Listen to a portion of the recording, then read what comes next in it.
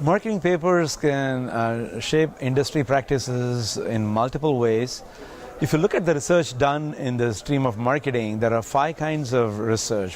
First one is the review-based research.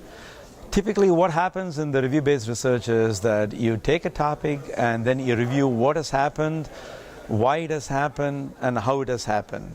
Let's take an example, a satisfaction-loyalty relationship.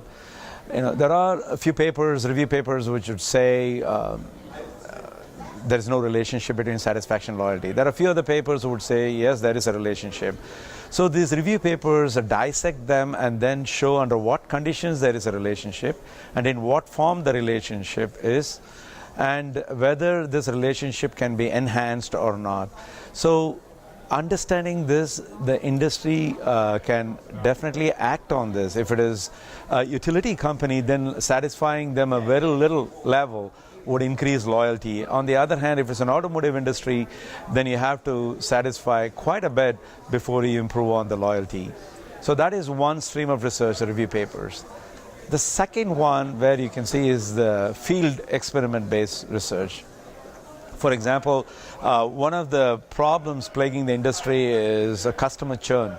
If you take the telecom industry, many customers keep churning every month, every quarter. So what can academic research do to help them?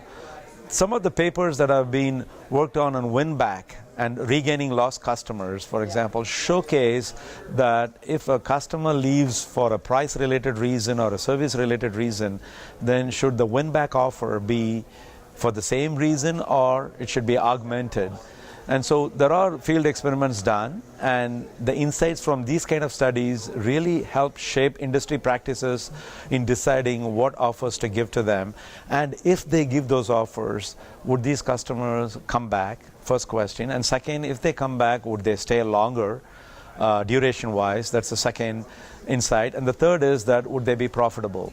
So this is the second stream of research where field experiments really help contribute, shape industry practices. Then the third type of research is the data-based modeling, where you have historical data from the company or from any secondary sources. You model the effects. For example, let's take P&G. So they had a unique problem in emerging markets with respect to price and distribution affecting sales in one of the product categories, the detergent product category. So what they had done initially was to keep lowering the price so that the volume goes up. But what happened, an unintended consequence was the revenues stood flat. So now what they should do? This was just based on economic principles, they had lowered the price. So when a data analysis was done, relating price and distribution, other marketing mix variables to sales, we found that the market is actually price inelastic, which is a big finding. So what P&G was told to do was to increase the price as opposed to decreasing the price. And they did that, and they made $43 million more. And again, this is one of our published studies in the marketing field. So therefore, what you see here is that this database modeling papers also can help shape industry practices by providing them the right kind of insight. The fourth type of paper is the theory-based paper.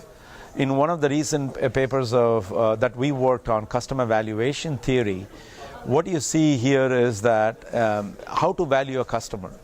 The traditional way of valuing customers is always based on what the customer buys from you and the profits the customer gives.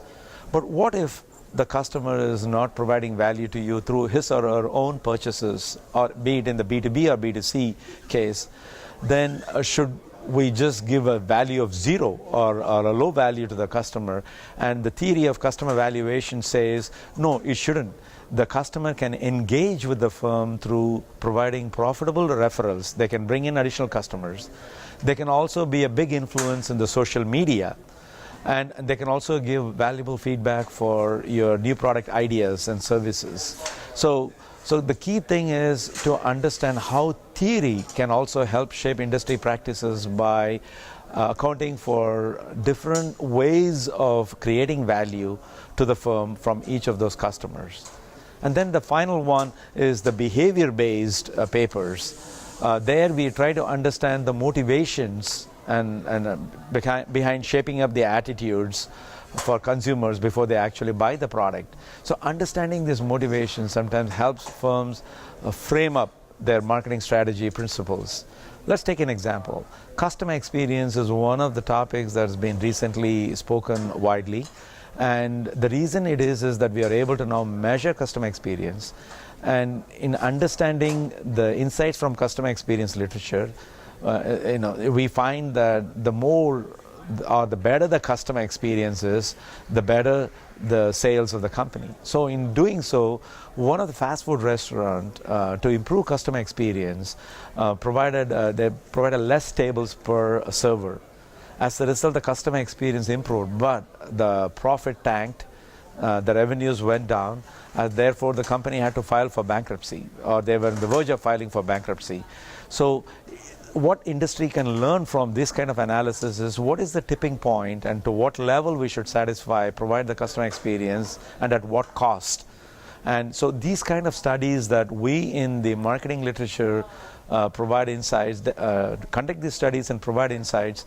Therefore, these industry practices can be appropriately shaped and practiced, and can be done in a cyclical form where once it works, then again the academics learn from those insights, what worked in the industry, what did not. Again, conduct studies along these 5 domains. Again, to review these 5 domains, we started off with review-based papers. Then the second one is the field experiment-based papers. And third, you have the database modeling papers. Fourth is the theory-based papers. And the fifth one is the behavioral-based papers. Across all these 5 kinds of research domain, you can find them shaping industry practices at a very high level. Thank you.